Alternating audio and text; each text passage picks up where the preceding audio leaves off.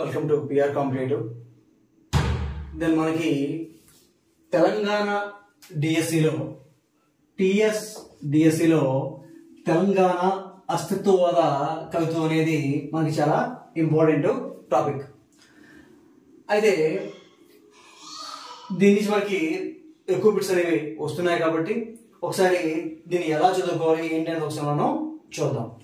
నిజానికి ఈ తెలంగాణ అస్తిత్వవాద కవిత్వం, తెలంగాణ అంటే మనకి తెలుసు, ఏ ప్రాంతాన్ని మనం తెలంగాణ అనుకుంటామో మనకి తెలుసు. అయితే ఈ అస్తిత్వవాదము ఏది? అస్తిత్వవాదం అసలు అస్తిత్వవాదం అంటే ఏమిటి అంటే, అణిచివేతకు గురవుతున్న ప్రాంతానికి చెందిన వారు తమ ఉనికి కోసం చేసే పెనుగులాటను వ్యక్తీకరించే కవిత్వమే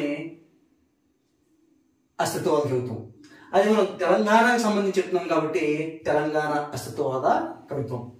అణిచివేతకు గురవుతున్న ప్రాంతానికి చెందినవారు ఎక్కడైతే అణిచివేతకు గురవుతున్నారో, ఎక్కడైతే తమ నేల నుంచి, తమ నీరు నుంచి, తమ హక్కుల నుంచి నిర్లక్ష్యం చేయబడి దూరంగా జరపడుతున్నారో అటువంటి ప్రాంతానికి చెందిన వారు తమ ఉనికి కోసం, తమ అస్తిత్వం కోసం, తమ హక్కులను కాపాడుకోవడం కోసం చేసే పెరుగులాటే అస్తిత్వవాదం. దానికి సంబంధించి వచ్చిన కవిత్వమే అస్తిత్వవాద కవిత్వం.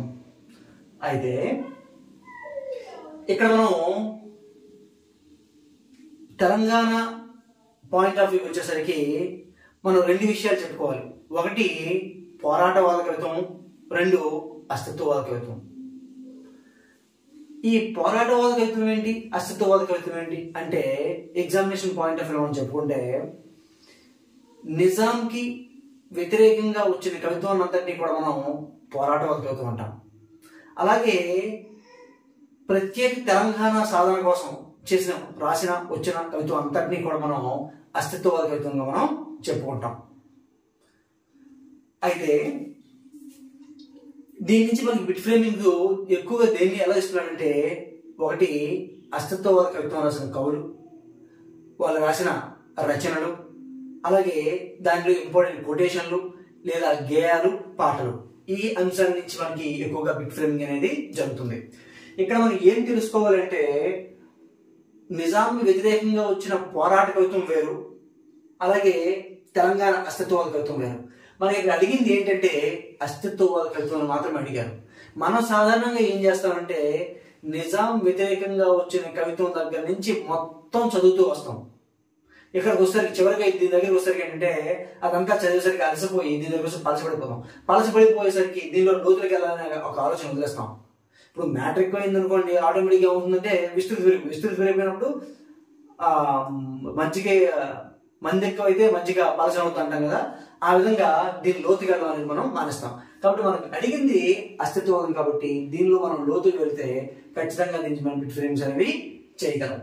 కాబట్టి కవులు, వారి రచనలు, కొటేషన్లు, పాటలు, గేయాల నుంచి మనకి ఇక్కడ ఎక్కువగా బిట్ ఫ్రేమింగ్ అనేది జరుగుతుంది. అయితే ఇక్కడ మనకి ఎక్కువగా తెలంగాణ ప్రాంతం నుంచి ఈ ప్రాంతీయ స్పృహ కానీ అస్తిత్వాన్ని గురించి కానీ చెప్పుకునేటప్పుడు ఎక్కువగా ఏమొచ్చింది అంటే కవిత్వం వచ్చింది. అలాగే రాయలసీమ మరియు ఉత్తరాంధ్ర ప్రాంతాల నుంచి తమ యొక్క వ్యతలని, తమ యొక్క బాధల్ని, తమ యొక్క కన్నీరుని, తమ యొక్క కష్టాన్ని, తమ యొక్క కడగని వ్యక్తీకరించడానికి ఏ ప్రక్రియ ఎక్కువగా వచ్చిందంటే కథా ప్రక్రియ ఎక్కువగా వచ్చింది. రాయలసీమ నుంచి కానీ, ఉత్తరాంధ్ర అంటే శ్రీకాకుళం, విజయనగరం, విశాఖపట్నం, ఉత్తరాంధ్ర నుంచి కానీ ఏది ఎక్కువగా వచ్చిందంటే కథా ప్రక్రియకు వచ్చింది. మరి తెలంగాణ ప్రాంతంలో తమ యొక్క వ్యతలని, బాధల్ని వ్యక్తీకరించడానికి ఏది ఎక్కువగా వచ్చిందంటే కవిత్వం ఎక్కువగా వచ్చింది. అర్థమైందండి? అయితే ఈ అణిచివేతని కానీ లేదా ఈ ప్రాంతీయ స్పృహ అనేసరికి మొట్టమొదటిగా మనకి గుర్తొచ్చేది ఏంటంటే రాయలసీమ వెనకబడిన ప్రాంతమే, ఉత్తరాంధ్ర వెనకబడిన ప్రాంతమే, తెలంగాణ వెనకబడిన ప్రాంతమే. అయినప్పటికీ కూడా మనకి ప్రాంతీయ స్పృహ, ప్రాంతీయవాద అస్తిత్వం అనేసరికి మనకు ముందుగా గుర్తించే ప్రాంతం ఏంటంటే తెలంగాణనే మనకు గుర్తొస్తుంది. ఎందుకంటే వారు 1969లో ప్రత్యేక తెలంగాణ ఉద్యమంతో ఒక దిశని అందరికీ కూడా చూపించారు. అయితే ఇక్కడ మనం చెప్పుకోవాల్సిన విషయం ఏంటంటే, ఈ అస్తిత్వవాద కవిత్వం మనకి అభ్యుదయ కవిత్వంలో భాగంగా కనిపిస్తుంది, అలాగే విప్లవ కవిత్వంలో భాగంగా కనిపిస్తుంది, దళిత కవిత్వంలో భాగంగా కనిపిస్తుంది. కనిపించినప్పటికీ ఇది ప్రత్యేకంగా అస్తిత్వవాదము అనే పేరుతో మనకి ఎప్పటి నుంచి ఎక్కువగా కనిపిస్తుందంటే 1990 ప్రాంతం నుంచి మనకి ఎక్కువగా కనిపిస్తూ ఉంటుంది. 1990 ప్రాంతం నుంచి ఈ ప్రత్యేక అస్తిత్వవాద కవిత్వం అనేది మనకి ముఖ్యంగా కనిపిస్తూ ఉంటుంది. రైట్. అయితే అసలు అస్తిత్వవాదము లేదా ఉనికి చాటుకోవడం ఎందుకు వస్తుంది అంటే, ఒకటి భాషాపరమైన వివక్ష, అలాగే సాహిత్యపరమైన వివక్ష, నీరు కోసం నేల కోసం పడిన పాటలు, అలాగే సంస్కృతి, కళలు, సాంప్రదాయాలు, వాటిపైన వాటికి జరుగుతున్న అన్యాయాలు, అవమానాలు, వాటిపైన వివక్ష, అలాగే రాజకీయ అసమానత అంటే పదవుల విషయంలో కానీ, అలాగే ఉద్యోగ అసమానత, ఉద్యోగాలు ఎక్కువగా తెలంగాణ ప్రాంతం వారు కాకుండా వేరే ప్రాంతాల వారు తీసుకుపోతున్నారని చెప్పేసి, దాంతోపాటు ఇవన్నీ కలిపితే ప్రాంతీయ అసమానత, ఇవన్నీ కలిపితే ప్రాంతీయ అసమానత. ఆ ప్రాంతీయ అసమానతకి ఎక్కడ మూలం కొడుతుందంటే ఆర్థిక పరమైన వెనకబాటుతనం. ఇవన్నీ కూడా ఎందులో తగ్గుంటాయంటే ఆర్థిక పరమైన వెనకబాటుతనం. ఈ విధంగా తెలంగాణ ప్రజలకు చెందిన ఆక్రోశాన్ని, ఆవేదనని, ఆర్తిని తమ నమ్ముకున్న నేల నుంచి దూరం చేయబడుతున్న తరాన్ని గురించి ప్రశ్నించి, అంటే ఏదైతే ఈ కోస్తాంధ్ర ప్రాంతానికి చెందిన వారు తమని వారి నుండి మనం విముక్తి చెందితేనే మనల్ని మనం అభివృద్ధి చేసుకోగలం, మన ప్రాంతం మనం అభివృద్ధి చెందుతూనే ఒక బలమైన భావన కలగడం వలన ఈ విధమైన ప్రత్యేక తెలంగాణ రావడం కానీ లేదా ఈ విధమైన కవిత్వం రావడం కానీ జరిగింది. అయితే అసలు ఈ అస్తిత్వవాద కవిత్వం ద్వారా కవులు ఏం చెప్పదలుచుకున్నారు, వాళ్ళు చెప్పదలుచుకున్న అంశాలేంటి, ఏం వ్యక్తీకరించాలనుకున్నారు అంటే, ముఖ్యంగా తమ ప్రాంత సంస్కృతి, కళలు, సాంప్రదాయాలు, ఆచారాలు, వ్యవహారాలు, పండగలు, ఇవన్నింటినీ కూడా తమ కవిత్వం ద్వారా వ్యక్తీకరించాలనుకున్నారు. తమ ప్రాంతం యొక్క సంస్కృతిని, కళలని, ఆచారాలని, వ్యవహారాలని, సంప్రదాయాలని, పండగలని, పర్వాలని, ఇవన్నింటినీ కూడా తమ కవిత్వం ద్వారా వ్యక్తీకరించాలనుకున్నారు. పాయింట్ 1. అలాగే గ్రామీణులు వాడే భాషలో కవిత్వం రాయడం, అంటే గ్రామీణులు వాడే వ్యవహారిక భాషలో కవిత్వం వీళ్ళు రాయాలనుకున్నారు, రాశారు. అలాగే భౌగోళిక గొప్పతనాన్ని చెప్పడం, తమ ప్రాంతం యొక్క గొప్పతనాన్ని చెప్తూ, తమ ప్రాంతంలో జన్మించిన వారి యొక్క గొప్పతనాన్ని చెబుతూ తమ యొక్క కవిత్వాన్ని రాశారు. అయితే ఈ భాషాపరమైన వివక్ష జనరల్గా ఏమవుతుంది, ఇప్పుడు పాత సినిమాలు తీసుకుంటే పాత సినిమాల్లో విలన్స్ కి తెలంగాణ భాష పెట్టేవాళ్ళు, హీరోకి ఈ కోస్తాంధ్ర సంబంధించిన భాష పెట్టేవాళ్ళు.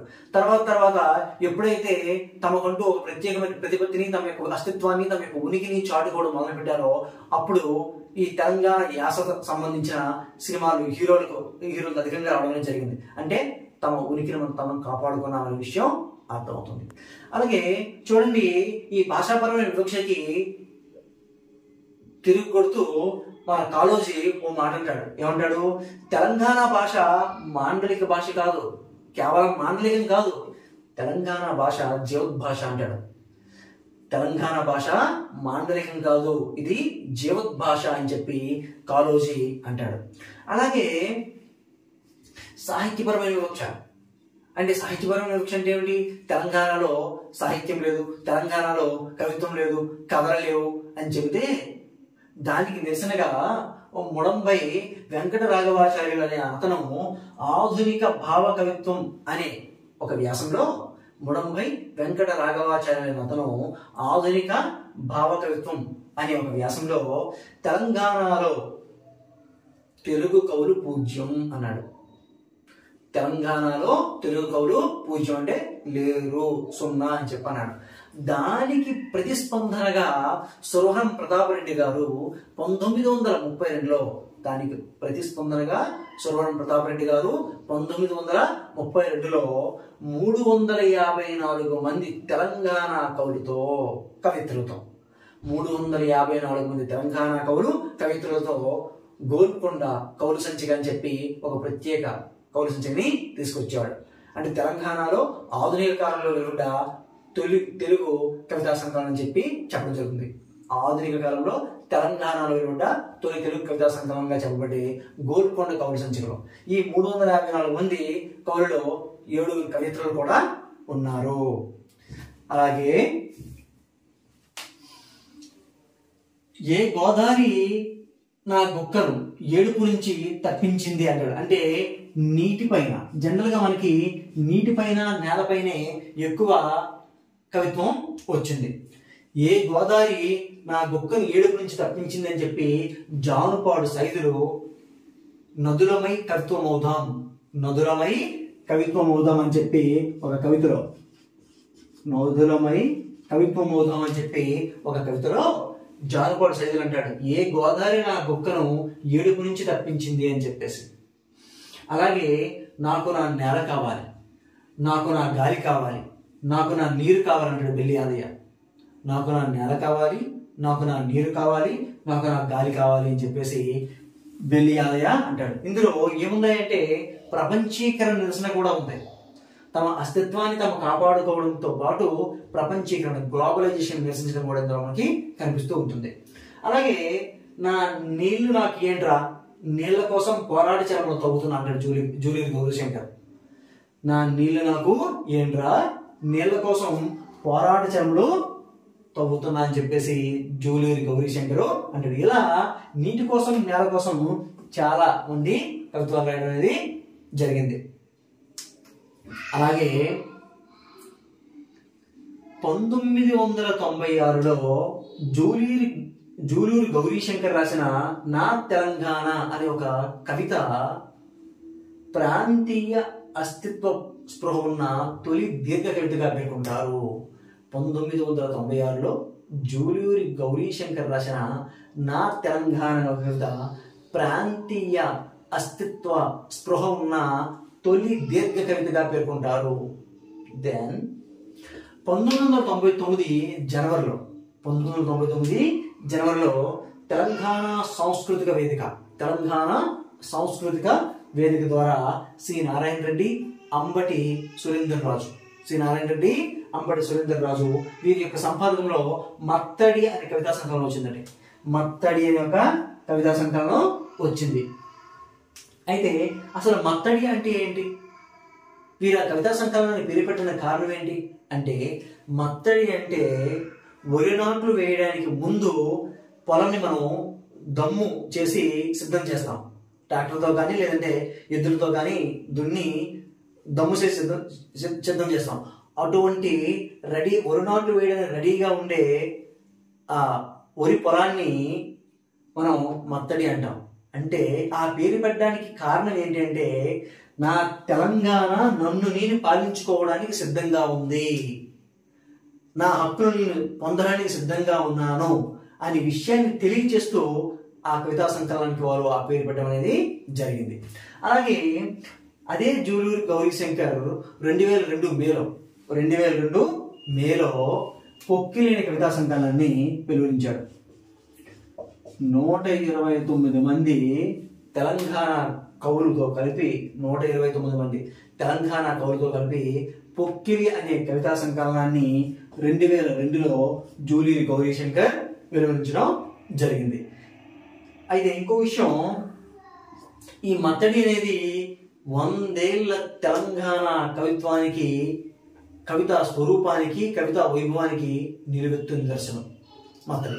అలాగే ఈ పొక్కిలి కూడా 129 మంది తెలంగాణ కవులతో తమ యొక్క ప్రాంతీయ అస్తిత్వాన్ని బలంగా చెప్పారు. అయితే ఇక్కడ పొక్కిలి అంటే అర్థం ఏంటంటే బొడ్డు అని అర్థం. పొక్కిలి అంటే అర్థం ఏంటమ్మా, బొడ్డు అని చెప్పి అర్థము. రైట్, ఇలా మనం ఈ అస్తిత్వవాదాన్ని గురించి ఇంకా తరచుగా లోతుగా వెళ్ళి బిట్ ఫ్రేమింగ్ ఎలా ఉంటుంది, ఏ పాయింట్ ఆఫ్ వ్యూ బిట్స్ ఇస్తాడు అనే విషయాన్ని మనం తెలుసుకుందాం. జనరల్గా పిఆర్ కాంపిటేటివ్లో మీకు క్లాసెస్ కావాలనుకుంటే 9550929256కి కాల్ చేయండి.